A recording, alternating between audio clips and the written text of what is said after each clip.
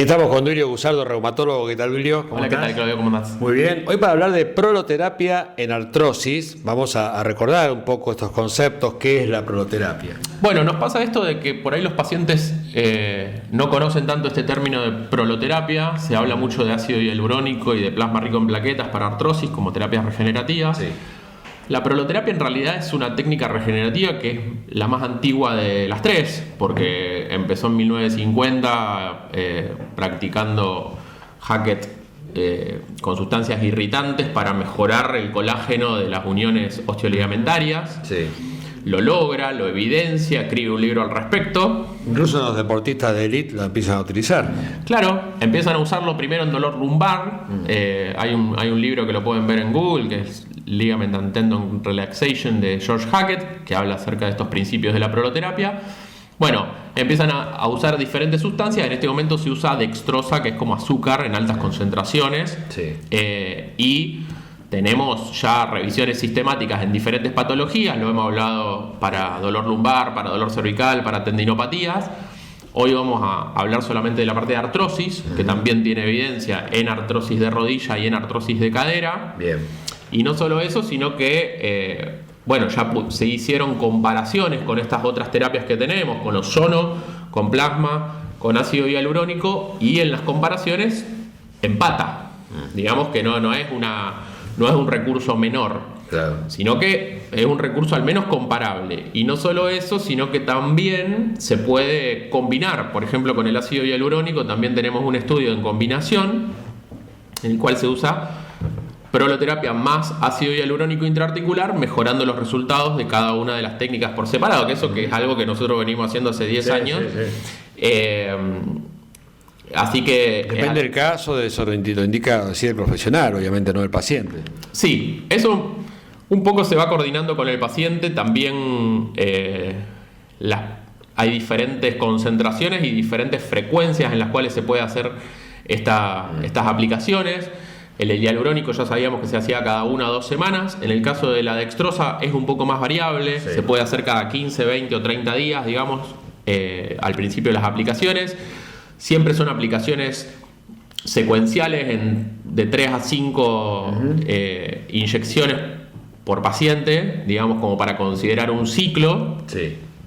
Y lo bueno de esta sustancia, digamos, de la dextrosa, es que tiene un doble rol. Por un lado, mejora el dolor gracias a cambiar la conductancia de los canales de potasio, actuar sobre receptores TRPV1, mejora el dolor, pero además induce la proliferación de colágeno y por eso se llama proloterapia. Entonces, tenemos un poco lo mejor de los dos mundos, porque no es que estamos usando una sustancia solamente analgésica, como pasa con los corticoides o con el ozono, sino que tenemos una sustancia que es analgésica para el corto plazo y para sacarte el dolor en esta semana, Sí. o mejorarte el dolor en esta semana, y además para mejorar tu tejido en los próximos 30 días, lo cual va a mejorar el dolor en el día 31. Claro. Entonces es como que estamos trabajando un poquito con dos parámetros en diferentes plazos. Y a largo plazo, que lo que busca la gente en definitiva es terminar con este tema de la artrosis. ¿Tenemos un buen resultado? Claro, lo que vos podés lograr es estabilizar los síntomas. Esto es lo que han demostrado en un estudio de Ravago en 2016 en pacientes tratados que hasta 3 años después de haber hecho los ciclos Sí. seguían teniendo mejoría. Después de un ciclo de 3 a 5 inyecciones, seguimiento a 2 años, Sí. seguían mejor los pacientes que habían hecho el ciclo que los que no. Claro. Entonces, de nuevo, no es olvidarse para siempre, porque es como olvidarse del envejecimiento, no existe eso, pero sí es por lo menos hacer como una especie de nueva capita de pintura que después irás desgastando durante el próximo año, pero por lo menos podés ir haciendo, digamos, un tratamiento también un poco preventivo. Preventivo y a lo mejor eliminar la posibilidad de una posible cirugía a futuro. Obvio. Bueno, pero por eso son tan importantes empezar las terapias lo más precozmente posible. Claro. No decimos que sea imposible hacerlo en estadios avanzados. De hecho, tenemos un estudio de que mejora el cartílago en artrosis avanzadas que se hizo acá en Rosario con el doctor Topol. Pero bueno, además de hacerlo en artrosis avanzadas, mucho mejor hacerlo a los 50 y decir, bueno, hago 3 inyecciones por año desde los 50 en adelante como para tener un poquito controlada la situación y que no me agarren de sorpresa.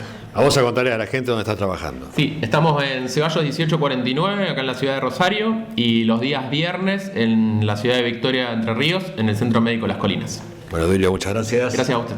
Continuamos con más.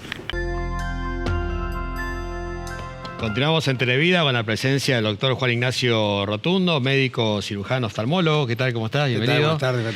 Vamos a hablar del láser en oftalmología, que quizás sea una de las especialidades donde más desarrollo, más beneficios ha encontrado el láser, que se ha diseminado en toda la medicina, ¿no?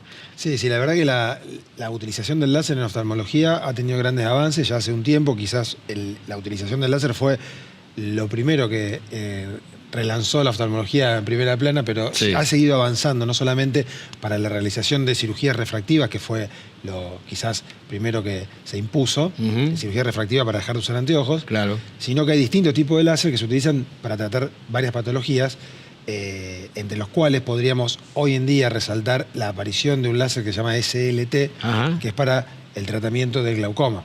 bien, Que el glaucoma históricamente se ha tratado con gotas, sí, con cirugía en casos avanzados, lo que hace que el paciente tenga que colocarse gotas crónicamente, claro, todos los días. Entonces, eso trae los efectos adversos de la medicación crónica, sí, a veces sí, irritaciones oculares.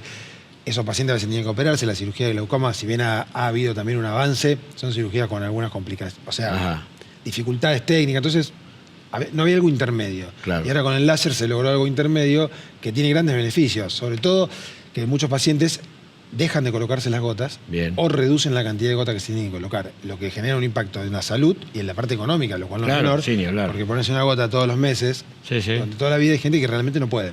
¿Y logramos frenar el proceso del glaucoma, estabilizar el ojo? Bueno, en los pacientes que responden, el SLT tiene algo bueno y algo quizás no bueno, que es que no responden todos. Ajá, Pero los que no responden, es raro que tenga complicaciones, casi te dirían, no tiene problema. claro, Pero los que responden, retrasa la evolución, por lo menos durante 4 o 5 años los pacientes ajá, no... Hay que seguir haciendo controles, porque no es curativo, pero sí retrasa la evolución. Entonces a lo mejor el paciente no tiene que ponerse gotas por 5 años. claro, A lo mejor luego tenga que repetir el láser. O a bien, lo mejor luego tenga que comenzar a usar gotas. Pero es como que va retrasando la progresión de la enfermedad. claro, No es recordamos curativo. que el glaucoma hablamos de presión ocular, ¿no? Que El va en glaucoma aumento. es una alteración que se produce en el nervio óptico, cuyo factor de riesgo quizás más conocido y uno de los más sí, importantes es la presión ocular. claro, Entonces, es uno de los ítems que hay que reducir y el más fácilmente modificable, porque también hay factores genéticos o predisposiciones familiares que eso no lo podemos modificar. bien, Entonces, la presión ocular sí podemos actuar sobre ella con la utilización de gotas o, en este caso, con el láser para disminuir la cantidad o la necesidad de usar gotas, ¿no es cierto? perfecto. ¿En qué otras utilidades, en qué otras cirugías se utiliza el láser? Bueno, el láser se puede utilizar para cirugías de la parte de la retina, cuando los pacientes tienen alteraciones como la diabetes. A veces se utiliza el láser para disminuir el daño que está generando. Ajá, Hay un láser que se llama Jack Láser, que se utiliza cuando uno opera de catarata en la lente intraocular. A veces alrededor se le hace como una opacificación, que comúnmente la gente dice se me ensució la lente. sí, Le dicen de esta manera, no se ensucia la lente, se hace como una opacidad de alrededor, como si fuese se empaña, ajá, y con el láser Jack diríamos, rompe esa opacidad, sí, se le hace sí, como sí, una limpieza a la opacidad, no la lente, claro. la lente nunca está sucia, la lente siempre está bien. Bueno, ustedes están en Villa Gobernador Galvez. Allí Nosotros estamos en Villa Gobernador Galvez, sí, sí. En IMO cuentan con todos los equipamientos láser como para todo esto que hemos desarrollado, ¿no? Exactamente, nosotros realizamos todo tipo de cirugía, algunas de las más refractivas quizás los equipamientos están en centros de referencia, Ajá, que se nuclean varios centros oftalmológicos debido a la complejidad que tiene este tipo de láser. claro. Y los claro. de menos complejidad se hacen directamente en las instituciones propias. Bien. Bueno, vamos a recordar entonces que IMO está en Villa Gobernador Galvez, repetimos la dirección. Instituto de Microcirugía Ocular, Juan B. Justo 2049 en Villa Gobernador Galvez. Y vamos a ver un teléfono allí en pantalla, yo lo voy a repetir desde acá, es el 341-317-3737.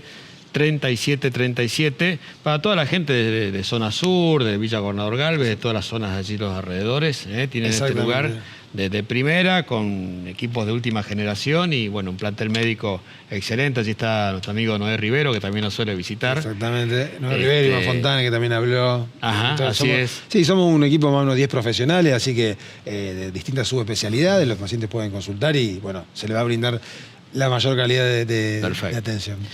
Bueno, Juan, muchas gracias. Bueno, muchas gracias a usted, gracias a todos. Hasta luego, chao. Continuamos con más. ¿Querés cambiar tus hábitos alimenticios? Vanessa Cofre, nutricionista. Dietas para celíacos, diabetes, teléfono 621-9530. Búscanos en Facebook e Instagram como NutriInventa.